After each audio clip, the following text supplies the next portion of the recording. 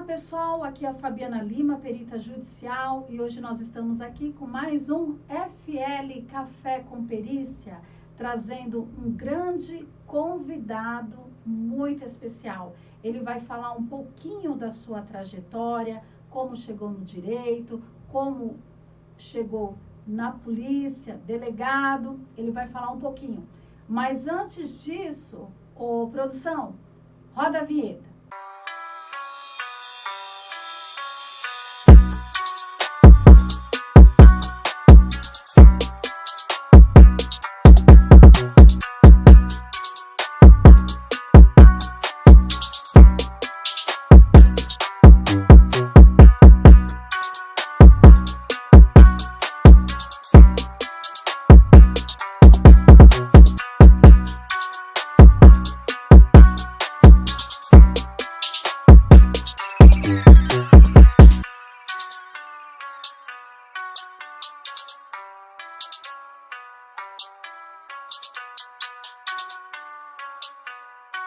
Bem, o nosso convidado de hoje é o delegado Rodrigo Corrêa Batista. Isso mesmo, doutor? É Rodrigo Corrêa Batista Pemudo, Baptista. Baptista. É.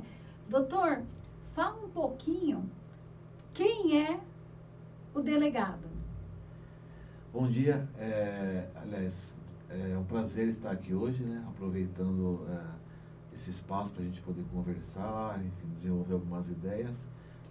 Eu sou natural de Guarulhos, tenho 43 anos, sou filho de metalúrgico, cabeleireiro, e estudei colégio público a vida inteira. Fui fazer direito, sou formado na FIG, né? Como a minha amiga aqui presente, somos provenientes da mesma faculdade. Advoguei por 2 anos. Hoje sou casado, tenho uma esposa, 2 filhas e estou na polícia há 18 anos, trabalhando como delegado de polícia. E como o doutor, vamos se dizer, se identificou, né? Porque advogado e ir para ser delegado, qual foi o incentivo? Quem incentivou o doutor?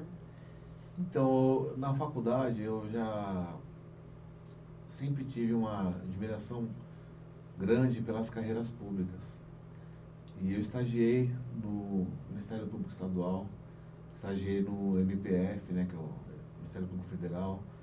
Eu fui conciliador, inclusive lá na FIG, lá do Juizado de Pequenas Causas, né, que é o especial civil.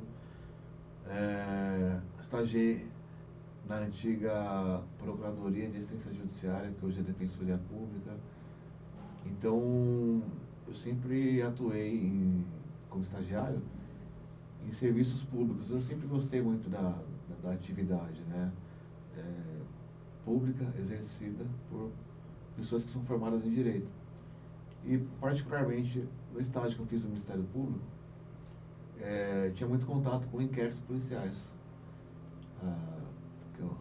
Investigações realizadas pela polícia, que uma vez concluídas são encaminhadas ao fórum, né? E aí o juiz abre vista para o MP, que majoritariamente costuma ser o autor da ação penal ali, salvo as ações penais privadas, né? E nesses estágios eu tive uma proximidade muito forte nessas investigações com esses inquéritos. Eu passei a admirar assim, o trabalho da polícia, a atividade de investigação, né? Porque ela é encantadora, né? Você partir de um crime, desenvolver caminhos, métodos e procedimentos para chegar ao autor desse crime, né? E conseguir responsabilizá-lo dentro do que a gente tem no nosso país no ordenamento jurídico. Perfeito. E quais as delegacias que o doutor passou? Eu trabalhei no início da carreira nas delegacias da região da Zona Leste. Comecei no 21DP, na Vila Matilde, depois fui pro 31, Vila Carrão, 30, Tatuapé, 52, Parque São Jorge. Aí eu fui convidado para trabalhar na Corregedoria, fiquei 4 anos na Corregedoria. Depois saio, vou para a Secretaria de Segurança Pública, atuei num órgão que é Comando e Controle Integrado, né, para grandes eventos. Sim. Como Olimpíadas, Copa do Mundo, Operação Enem, eleições, né, integração de instituições.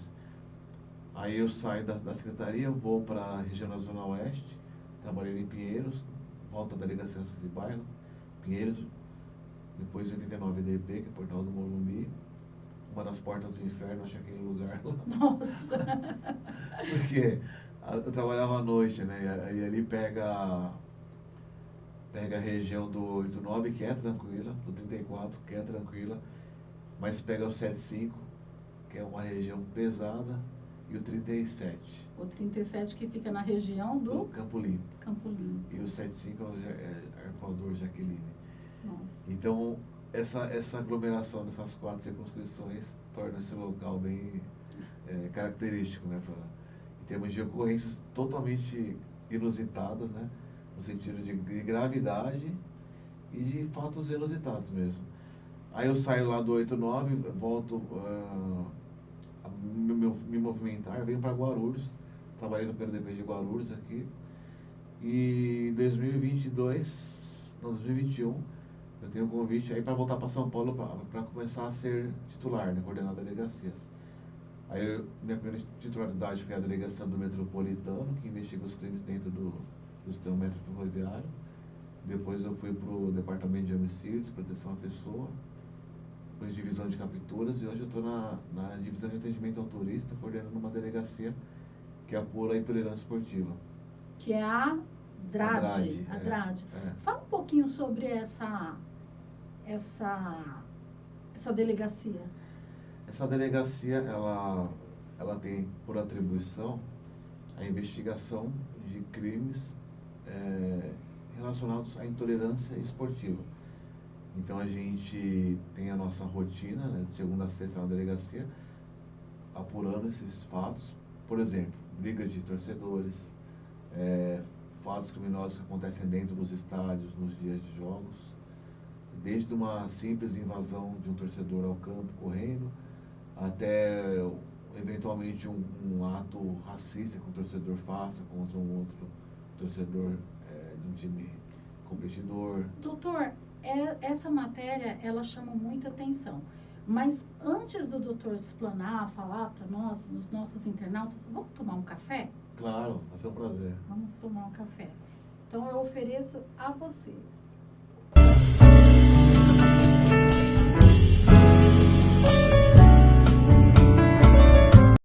Doutor Rodrigo Correia, primeiro, boa tarde.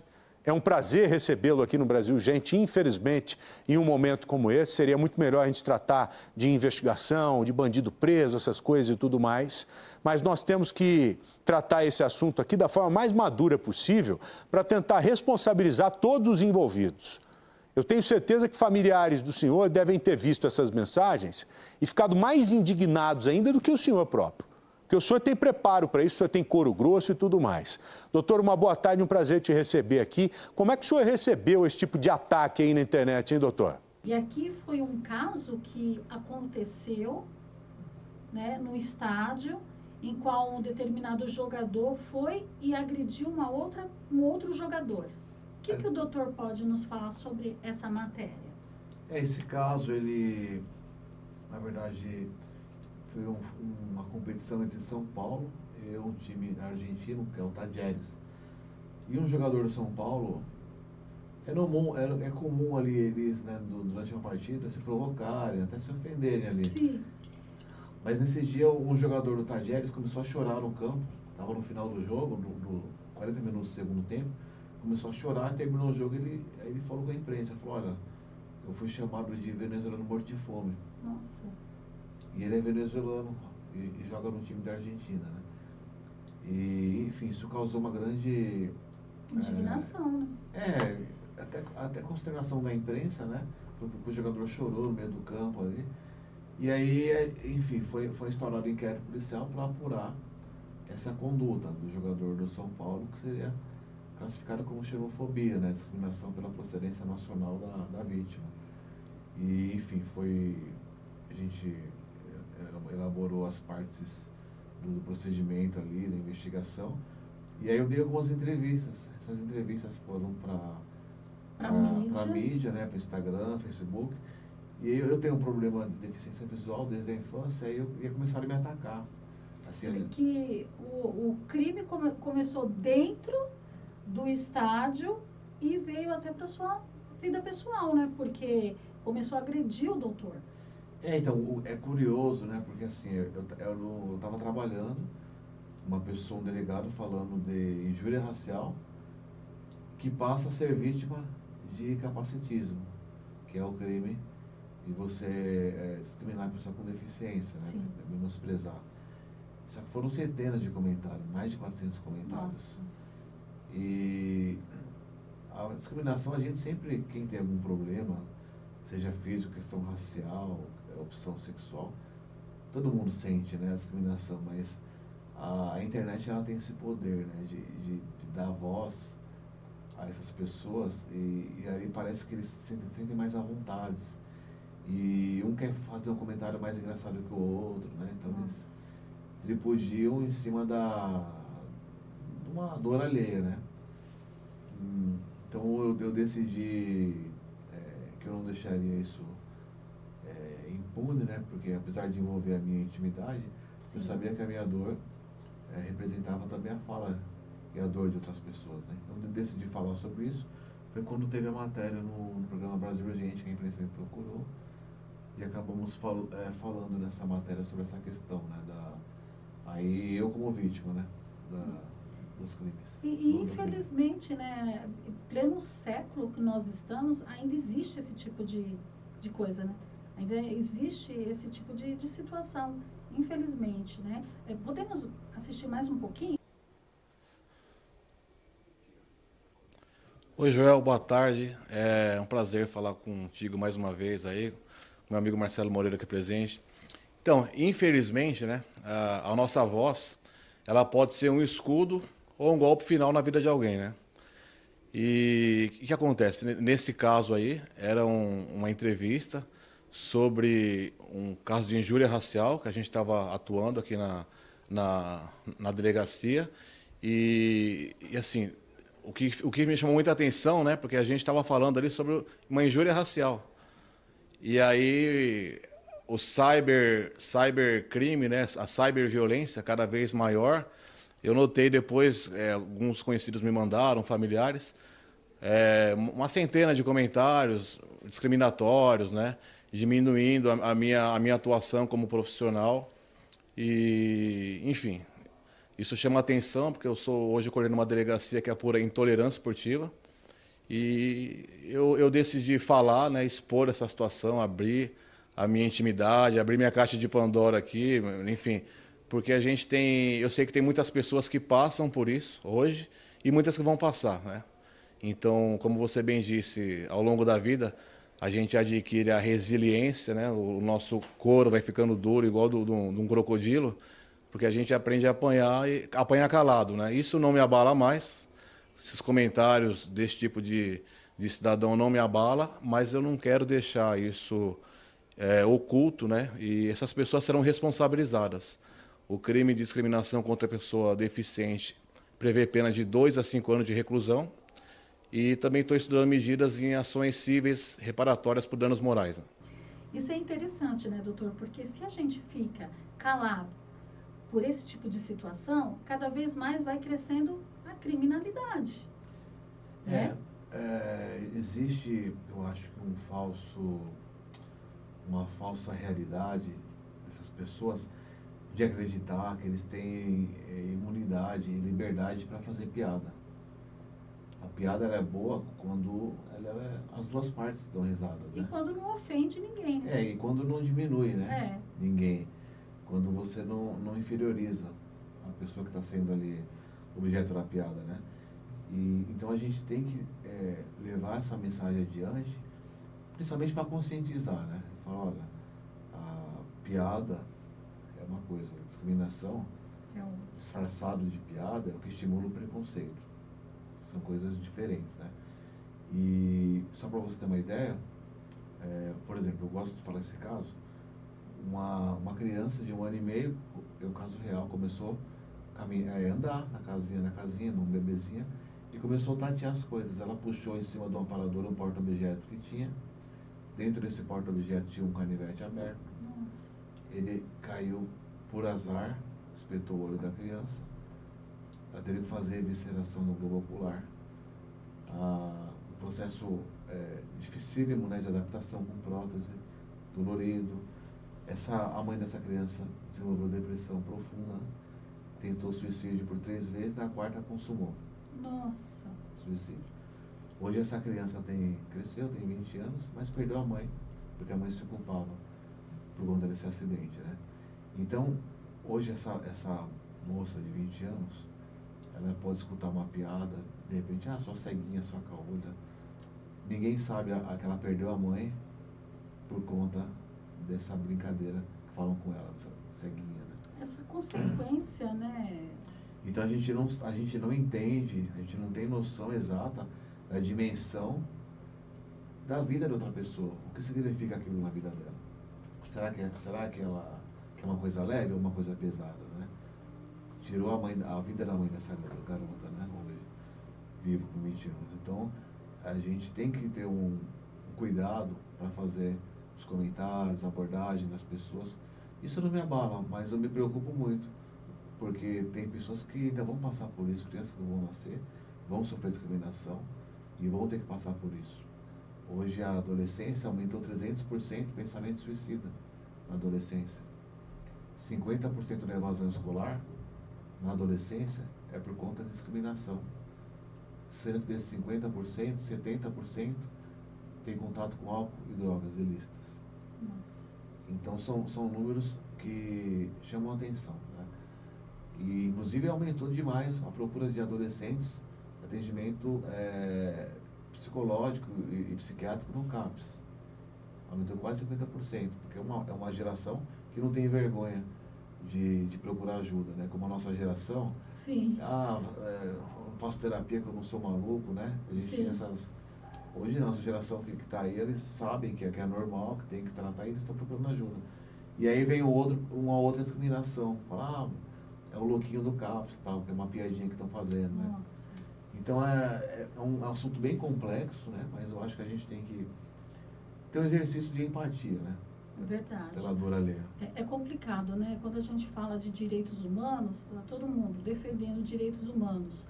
Mas quando atinge você, aí é complicado, né? E lembrando, né, que assim, a vítima da discriminação, ela é a primeira a ser atingida. Tem a mãe, tem o pai, tem os irmãos, tem um círculo familiar próximo que sente também, que sofre com isso. Principalmente as mães, né? Sim. E os pais, as mães principalmente, que tem assim, várias mães têm problema também de depressão, de ansiedade. Sim. Muitas mães que cuidam de crianças com questões especiais, elas têm também problema de rejeição no mercado de trabalho. Sim. Porque só pelo fato de cuidar de uma pessoa especial, ela o empregador já olha para ela e fala, essa mulher vai me dar problema aqui, então vou procurar uma outra mulher que não tenha uma questão como essa, né? Então são questões assim que a gente tem que refletir muito a respeito, porque a verdadeira inclusão, ela passa por isso, né? Da gente dar voz e dar espaço para as pessoas que querem oportunidades, né?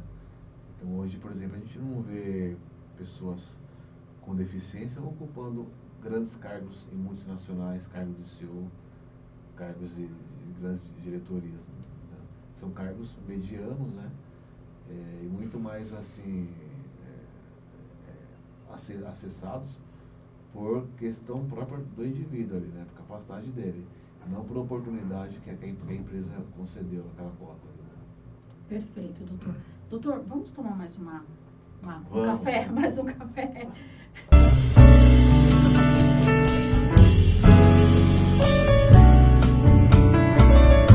Doutor, com relação a essas pessoas que passam por esse tipo de situação, o que o doutor falaria para essas pessoas, para essa mulher, para essa mãe, para esse familiar que passa por esse tipo de preconceito, de situação de discriminação? O que o doutor poderia falar para essas pessoas? Eu acho que não tem uma fórmula mágica, né, e padronizada Eu acho que cada caso tem uma resposta, mas ele passa por um conjunto de medidas.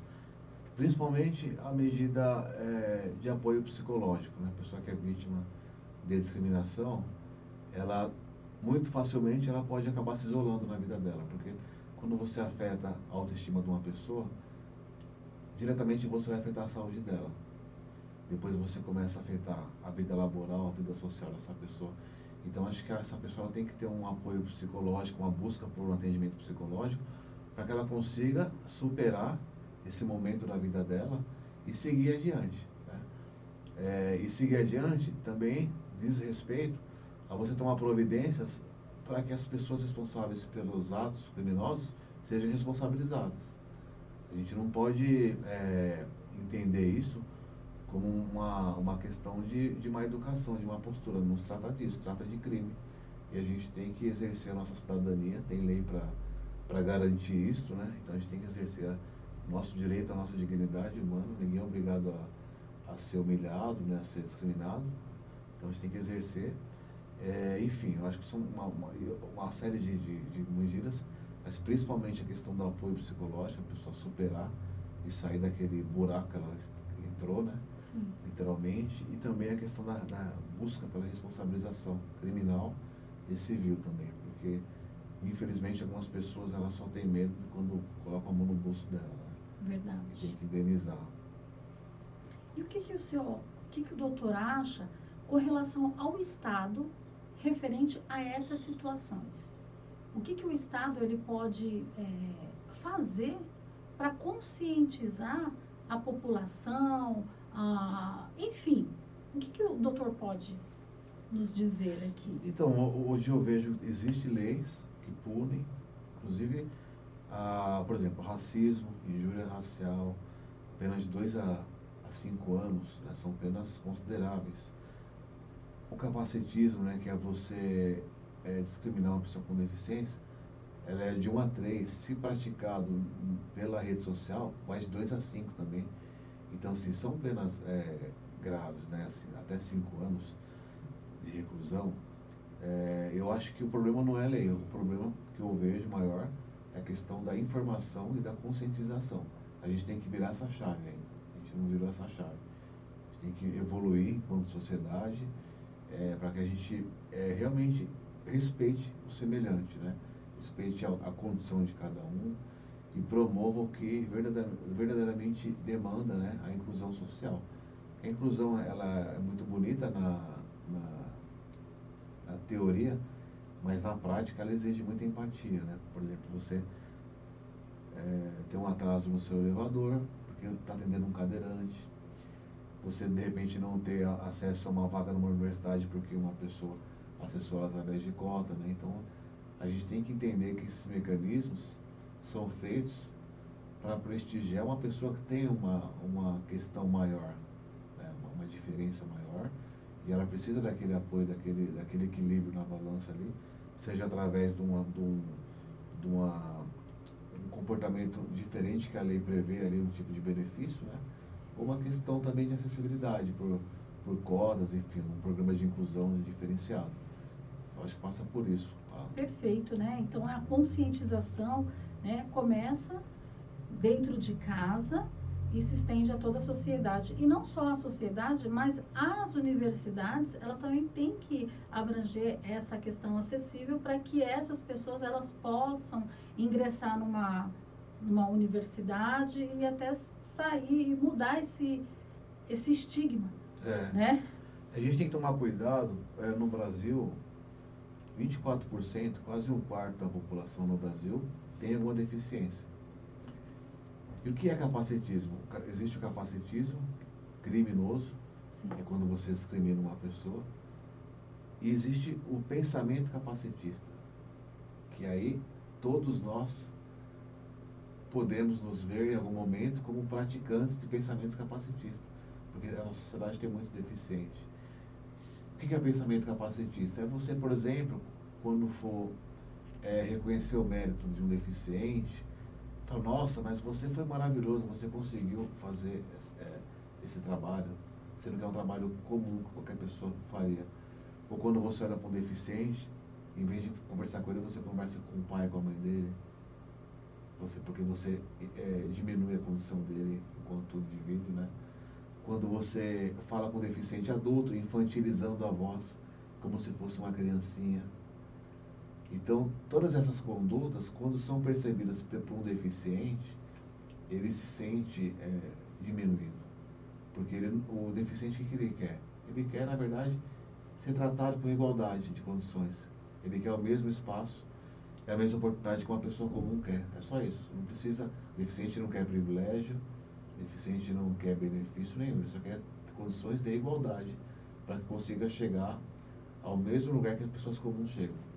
É verdade. Eu estava até comentando com o doutor nos bastidores que eu faço parte de um grupo que é Libras, né? A gente se comunica em Libras porque são pessoas que são surdas. E lá no nosso grupo, os surdos, eles não querem que a gente faça a Libras com a boca sem movimento. Ele quer que nós falamos. Então, e quer que seja tratado por igual. Então, quando a gente faz a datilologia, então ele quer que fala. Porque ele quer o quê? Ele quer entender. Ele não quer que passe para ele como se fosse uma Sim. pessoa ali especial. Ele quer estar interagindo como uma pessoa da mesma qualidade. Um exemplo claro, né, para quem não entendeu, o que seria uma fala capacitista, por exemplo, você olhar para uma mulher bonita, que é cadeirante, e falar, nossa, você é tão bonita em cima de uma cadeira de roda. E o que elas ouvem todos os dias, né, por aí. Imagina quantas vezes essas pessoas já não tiveram que ouvir isso, já tiveram que se colocar diante de uma frase ofensiva dessa, né? E assim, isso com o tempo é a questão, é aquela informação da água do mar que vai batendo no rochedo e vai abrindo uma ferida, vai abrindo, né? Aquela fenda na rocha, isso vai atingindo a pessoa. Sim. Então, por isso que eu acho que é uma questão, muitas vezes as pessoas que falam isso, ela não pensa que aquela frase já foi dita mais de centenas de vezes para aquela pessoa. Então é um exercício de refletir, falar, será que o que eu vou falar vai incomodar essa pessoa? Vai machucar ela? Então muito exercício de empatia, né? E o que pode acarretar, né? Porque às vezes uma má colocação, uma palavra mal colocada, ela vai trazer um estrago na pessoa. Traz um estrago psicológico, né? Isso. Eu acho que cada um tem... Eu, por exemplo, desenvolvi minhas ferramentas para... O meu problema não é tão grave assim, eu tenho visão monocular.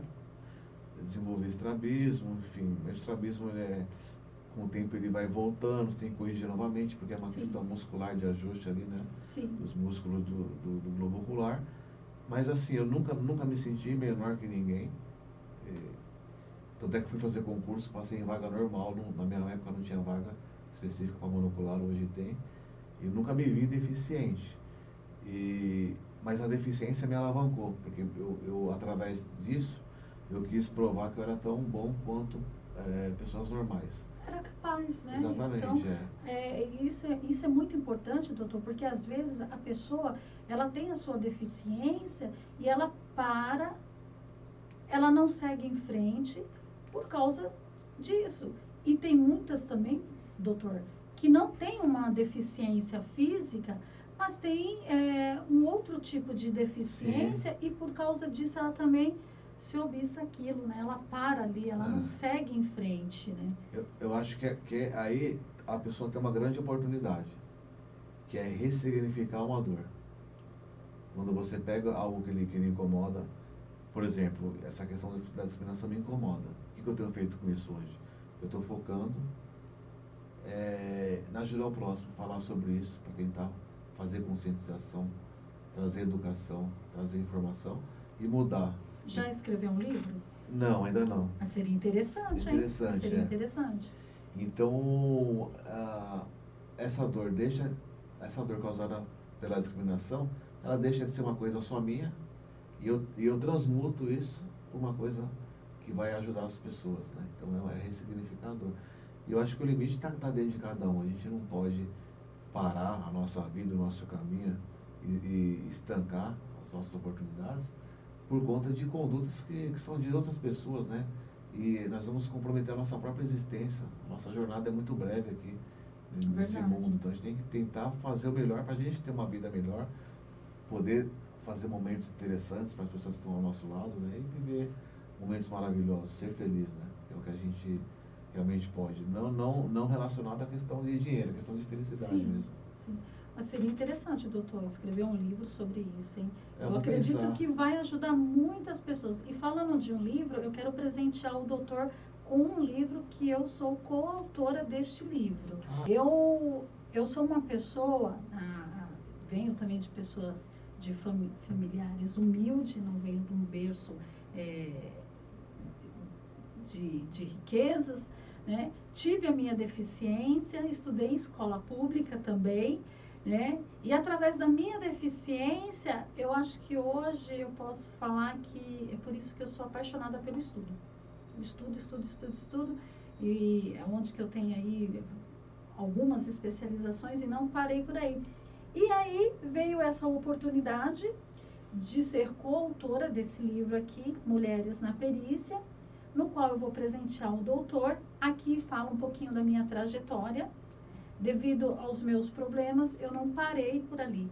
Então, eu vejo esse tema que o doutor traz, aborda, que é significante para passar para essas pessoas, né? Até colocar num papel e ser materializada para que eles possam crescer e seguir em frente. E então, aqui, olha só, eu presentei o doutor.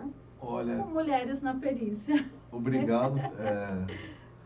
Adorei, vou ler e vou dar um feedback depois que terminar a leitura. Obrigado pelo Nesse presente. livro, doutor, tem várias mulheres, cada uma conta a sua história, como chegou na perícia. O meu capítulo foi um capítulo assim um pouco difícil até de materializar ele. Por quê?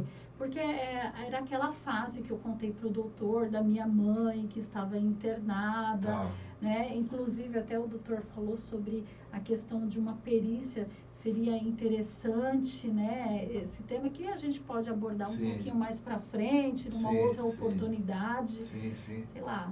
Obrigado, adorei o presente e, enfim, tenho certeza que vai agregar muito na minha vida, muito conhecimento também. Obrigado, parabéns. Obrigado. E vou pensar na sugestão de escrever um livro, acho que vai ser realmente uma seria oportunidade. Importante. Inclusive, eu posso até depois passar algumas dicas para o doutor. Ótimo. O doutor ver aí. Mas é interessante, doutor, porque nós vivemos num mundo, vamos falar assim, num mundo em que muitas pessoas, elas se deparam, seja ela por uma deficiência física, seja ela por uma deficiência interna, pessoal, né? Então, nós estamos falando aí de uma deficiência, mas tem vários tipos de deficiência. Lembrando, né, assim, eu tenho uma mente muito inquieta, né, com algumas coisas, eu sempre gosto de observar as entrelinhas das situações, né? Sim. Então, hoje, por exemplo, a gente tem um número altíssimo de pessoas que são deficientes intelectuais. Sim. E essas pessoas, elas têm até 300% de chance a mais de ser vítima do crime sexual. Por algumas questões. A primeira delas, normalmente elas sequer conseguem se comunicar. Ela sequer entende o que está acontecendo com ela ali. A limitação intelectual que ela tem é tão severa que ela não sabe nem o que está acontecendo com ela, o que está se passando com ela, uma busca que está sendo praticada contra ela. E o medo de falar também. Aí daí vem a segunda situação, o medo de falar pela ridicularização ou pela sua fala não ter credibilidade. Falar, mas tem problema mental, imagina que isso é verdade. Isso não está acontecendo, né? Aquela pessoa ali é uma boa pessoa, um trabalhador e tal. E terceiro aspecto, quando essa pessoa ela é diretamente subordinada, dependente do próprio autor do crime. Então, nesses casos, eu falo isso até uma mensagem. De repente, você que estiver escutando agora, assistindo esse programa, se você desconfiar de alguma situação, você tem que denunciar. Porque nesses casos, dificilmente a polícia, o Ministério Público, os órgãos públicos vão conseguir atuar se não for através de uma denúncia, de uma informação anônima, que alguém que viu aquilo desconfiou e vai poder levar essa informação até o Estado. Né? E o que acontece, doutor? Às vezes a pessoa ela passa por esse tipo de situação na época que era criança. E hoje, através de psicólogo, a pessoa ela consegue até falar, mas aí fica aquela questão, eu denuncio ou não denuncio? Hoje eu sou adulto, não tenho como provar. Prescreve ou não prescreve? O que essa pessoa que está do outro lado talvez esteja passando por esse tipo de situação? Hoje ela tem coragem de falar alguma coisa. Esse crime, ele prescreve ou não? Esse crime sexual ele é prescritível, né? As hipóteses de imprescritibilidade são específicas, por exemplo, o racismo, né? Sim. Crime imprescritível, e outros que são previstos até na Constituição Federal.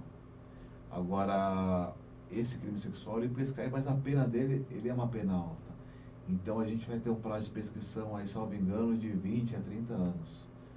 Então, assim, a pessoa ela tem que comunicar isso. Né? Mesmo que, eu era menor, hoje eu sou maior. Então você adquiriu o direito de agir por si só. Você não precisa mais de um representante legal para falar. Então, como maior, você pode, até deve, né? Porque quando é menor, a gente tem que se valer do responsável legal. E quando entra no conflito ali entre o responsável legal e a vítima, o juiz pode nomear, o delegado nomear um curador ali para poder representar a vontade da vítima, né? Quando ela conflita com o interesse do responsável legal. Mas nesse caso, a vítima adquirida na maioridade, ela tem essa liberalidade e até, eu acho que acredito, esse momento aí da vida dela de ultrapassar essa questão, né? Sim. E denunciar, né? Tem muitas pessoas que ainda ficam naquela questão, mas como que eu vou provar? Porque geralmente esse tipo de situação acontece com um ente familiar, né? Então, às vezes a pessoa ela fica com aquela receio de falar, ou até mesmo recebe alguma ameaça, né? Ela tem que provar, tem que ter prova, porque quando é criança não tem prova. Como que vai provar? Então, hoje, tem até um caso recente, uma pessoa que ela veio me procurar no meu Instagram, ela passou por isso na infância, foi vítima de um abuso sexual habitual, não foi uma vez só. Nossa. E o avô dela que praticava os abusos. E ela me falou, meu sonho é ser policial para poder prender ele. Aí eu falei para ela, olha, são coisas diferentes, né? Você não precisa se tornar policial para prender ele. Você pode permitir que ele seja responsabilizado, mas você precisa denunciar essa questão, né? E ela falou, mas como é que eu faço isso? Eu falei, a sua palavra, ela vai ser prestigiada, porque você é vítima. Você pode passar por uma avaliação psicológica, né? E falou assim, tem outros mecanismos de você aferir isso aí, se você não tiver como comprovar através de um testemunho, porque normalmente o crime sexual ele é praticado na clandestinidade, é só autor e vítima, né? Então fica muito a palavra da vítima contra a palavra do investigado, do autor. Mas nesse caso, o parente dela está querendo ter contato com ela novamente. Então eles não romperam o contato. Então eu orientei, falei, você pode tentar tocar nesse assunto com ele, né? Porque ele sabe o que fez. E você também sabe o que sofreu. E de repente ele conversando sobre isso, você consegue puxar essa corda com ele e falar sobre isso, né? Vai ser um mecanismo que você tem para poder desenvolver, né? Enfim, uma questão probatória, né? Do que você vai falar. Enfim, tem toda a questão legal disso aí, da autorização judicial, para coleta disso também, mas tudo envolve o ponto inicial dela, ir numa delegacia, fazer o BO, né?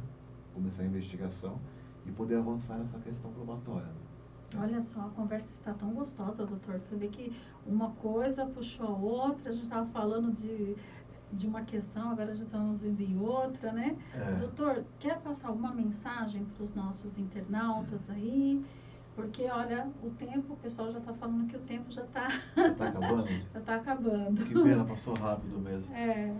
Mas, assim, a mensagem que eu quero deixar aqui é para que a gente, nessa questão da discriminação, né, que é o assunto que a gente falou hoje aqui, a gente tenha um exercício de empatia e de avaliação. O peso da nossa palavra, ele pode ser um golpe final ou um escudo para uma pessoa na vida dela. Verdade. Depende de como ele é colocado, né? Hoje, por exemplo, hoje a gente, se for falar sobre eugenia no Brasil, a gente, felizmente, tem questões muito pontuais, né? Sim. Mas nos Estados Unidos, nos anos de 1700, se não me engano, 1779, mais de 60 mil pessoas foram esterilizadas à força.